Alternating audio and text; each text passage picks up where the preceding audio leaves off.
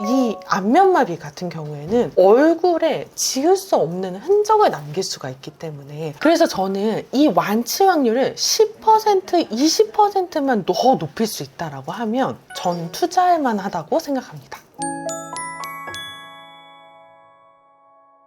안녕하세요. 안면마비 완치학교의 민예은 원장입니다. 오늘 영상은요, 안면마비가 발생한, 구안화사 초기 발생한 분들을 위한 영상입니다.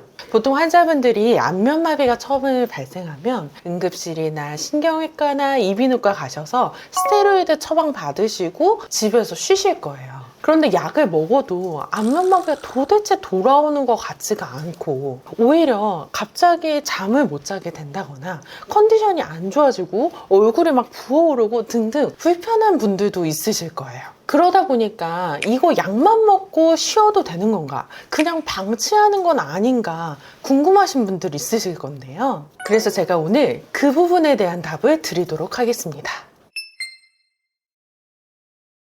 보통은요, 안면마비에는 스테로이드를 먹고 쉬는 게 일반적으로 알려져 있는 치료법이죠. 왜냐하면 스테로이드를 초반에 고용량으로 먹게 되면 일단 추가적인 신경 손상은 막을 수 있고 염증을 빠르게 줄여줄 수 있거든요. 그래서 초반에는 스테로이드를 먹고 7일에서 10일 정도까지는 최대한 푹 쉬시는 것이 중요합니다. 그런데 이렇게 초기에 고용량의 스테로이드를 복용했는데도 안 좋아지시는 분들도 있는데요. 이거는 사실 스테로이드 자체가 효과가 안 나서 라기보다는 안면마비의 병리적인 상황, 안면마비가 흘러가는 상황 자체가 그렇기 때문입니다. 왜냐하면 초기에 스테로이드를 보통 복용하게 되잖아요. 근데 안면마비는요, 발병 후에 처음 인지가 된 순간부터 7일에서 10일 동안 계속 증상이 더 나타나기 시작해요. 그래서 초반에 스테로이드를 고용량으로 7일분에 다 드셔도 여전히 마비가 진행되는 경우가 있어요. 스테로이드 이거 먹어봤자 마비만 더 지속되는 것 같은데? 라는 오해 때문에 초반에 처방되는 스테로이드를 다 먹지 않으면 사실은 추가적인 염증과 부종이 생겨서 오히려 신경 손상을 일으킬 수도 있기 때문에 복용된 약을 끝까지 드시는 것이 좋습니다. 다만 이 스테로이드를 이런 특성에도 불구하고 중간에 그만두셔야 되는 경우도 있어요. 혈압이 상승이 되거나 잠을 못 자게 되거나 혈당이 상승되는 경우, 당뇨 환자인 경우에는 이것이 상승될 때는 신경이 염증이 줄어드는 것이 아니라 오히려 신경 염증이 안 좋아질 수가 있어서 이 세 가지의 경우에는 중간에 중단하셔도 돼요.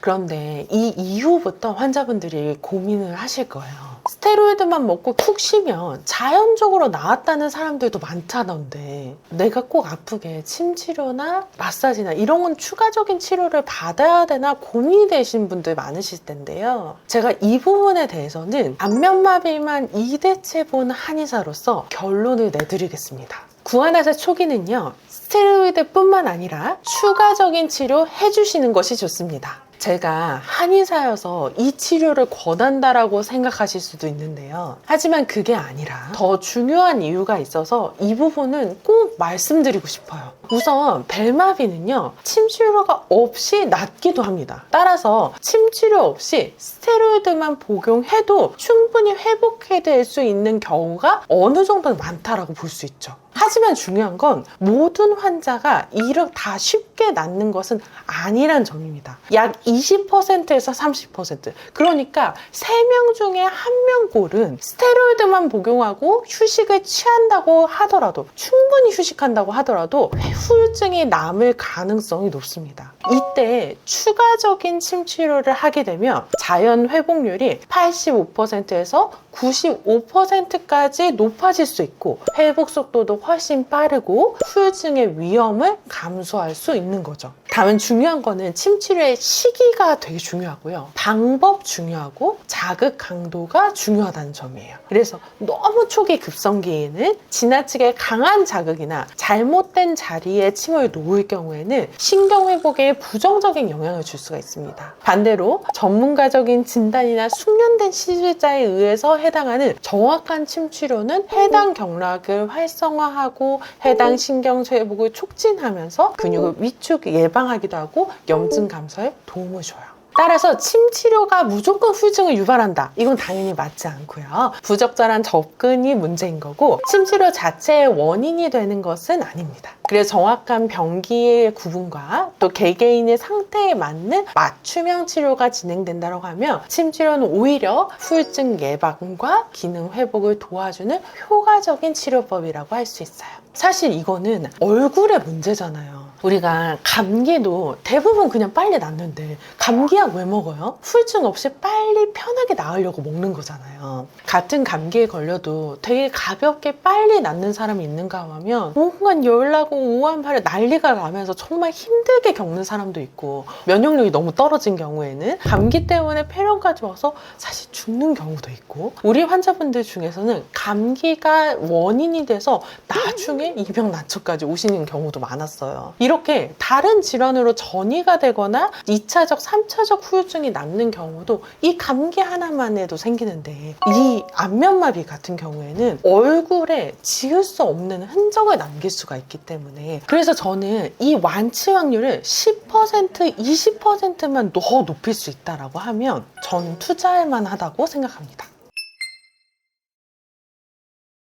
치료 초반에는 너무 과한 자극을 하게 되면 오히려 리스크가 생길 수가 있기 때문에 아주 얇은 호침으로 자극을 하게 되고 얼굴에 직접 자극하는 치료를 과하게 하기보다는 얼굴에 해당하는 경락이 활성화될 수 있도록 오히려 손발에 놓는 침치료법을 사용하게 돼요. 이렇게 되면 침치료 효과는 가져가면서도 침치료에 대한 리스크는 완전히 줄어들기 때문에 훨씬 안전한 치료법이라고 할 수가 있어요. 그래서 왜 환자분들이 원장님 난 얼굴 때문에 여기 때문에 왔는데 맨날 손발에 침을 놓냐? 라고 물으시는데 바로 이런 이유 때문에 손발에 침치료를 중점적으로 하게 됩니다. 그래서 손발에 있는 혈자리에 침을 놓게 되면은 이것이 얼굴에 있는 순환까지 도와줄 수 있는 거죠.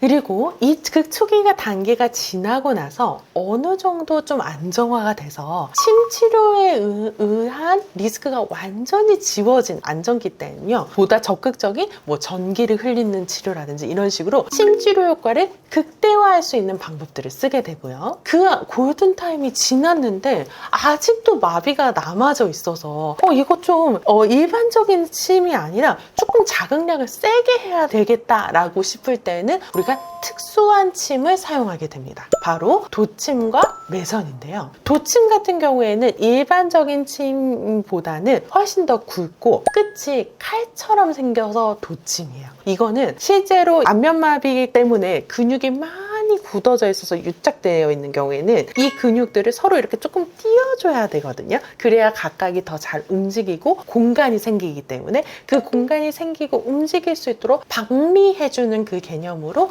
도침을 사용하게 되고요. 또 한 가지는 매선이라고 해서 침처럼 생겼는데 끝에 실이 달려있는 경우가 있어요. 그래서 그 실이 달려있는 그 침이 들어갔다 나옴으로 인해서 그 부위, 해당 근육의 부위를 마치 스포츠 테이핑 마사지처럼 딱 잡아주게 되니까 그 약화된 근육을 딱 잡아주게 되니까 그 부분을 기능적으로 강화시키게 되면서 못다한 풀리지 않는 마비가 빠르게 풀려지는 효과를 낼 수가 있습니다. 이런 특수한 침을 사용하게 되는 경우에는요 일반적으로 우리가 흔히 발생하는 안면마비보다는요 안면마비 단계 중에서도 조금 그레이드가 높은 그러니까 안면마비 후유증의 발생 가능성이 높은 환자분들에게만 선별적으로 적용하고 있어요.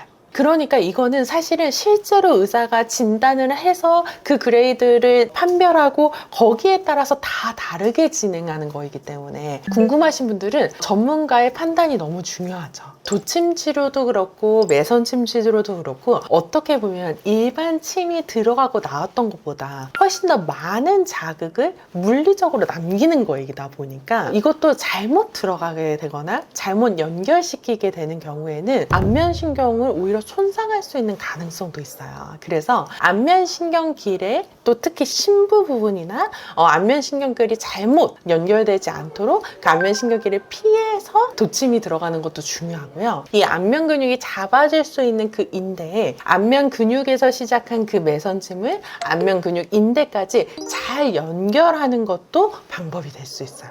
이게 사실 이런 특수침 같은 경우에는 아무래도 안면마비 후유증이나 이런 중등도 이상의 안면마비를 많이 본 숙련된 전문가에게 치료를 받으시는 게 좋겠죠. 안면마비에 스테로이드만 그냥 뒀을 때랑 한방 치료를 같이 받았을 때에는 정상인 기준, 그러니까 면역력이 비슷한 기준에서는 보통 20% 정도 차이가 나는 것 같아요. 얼굴의 20%는 상당히 진짜 큰 거여서 저의 개인적인 의견으로는 이건 고민할 건 아니다 라는 생각이 들긴 합니다. 그런데 이제 이 정도 정상 면역력 기준, 저와 같은 좀 튼튼한 사람 기준으로 20%인데 실제로 안면마비 때문에 잘 안 낫는 환자분들은 신경 면역력이 떨어지는 환자분들이거든요. 그러니까 65세 이상, 그러니까 조금 노인분들이나 아니면 내가 너무 과로하고 불면이 오래되고 스트레스가 많고 스테로이드 먹고 쉬라고 했는데 나는 끊임없이 업무에 노출되어 있고 이런 분들 같은 경우에는 사실 면역력을 높여줘야 되는 부분이 있는데 그 면역력을 높여주는 부분은 어떻게 보면 스테로이드 단독만으로는 어렵고 한방치료가 면역력을 높여주는 효과나 그 기능은 훨씬 더 장점이 있기 때문에 그런 면역력이 약한 사람들 기준으로 봤을 때 제 감각으로는 한 3배 정도 차이 나는 것 같습니다. 그리고 실제로 또 한 그룹은요, 고혈압, 당뇨, 고지혈증. 이 영상 보시는 분들 중에도 고혈압, 당뇨, 고지혈증으로 고생하시는 분들 있으실 것 같은데요. 고혈압, 당뇨, 고지혈로 있는 이런 대사증후군이 있는 환자분들 같은 경우에는 실제로 신경 회복 속도가 1.8배 정도 느리거든요.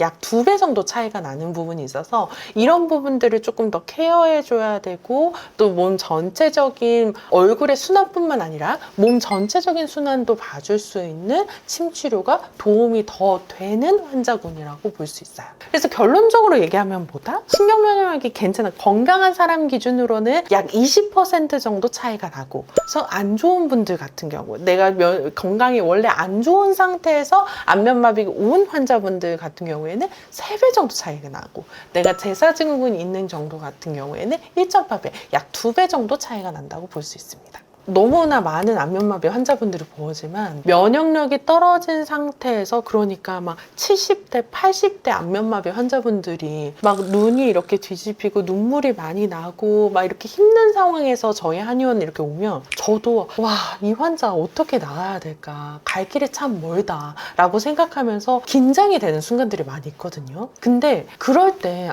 이 환자에게 침치료가 없었으면 어땠을까, 저도 현장에서 맨날 보지만 놀랍고, 사실 이런 거 생각할 때 우리나라 사람들은 그래도 침 치료를 받을 수도 있는 이제 제도나 이런 것들이 잘 노출이 되어 있는데 세계에 있는 많은 사람들은 이거를 못 받으니까 좀 안타깝다 이런 생각이 들기도 해요.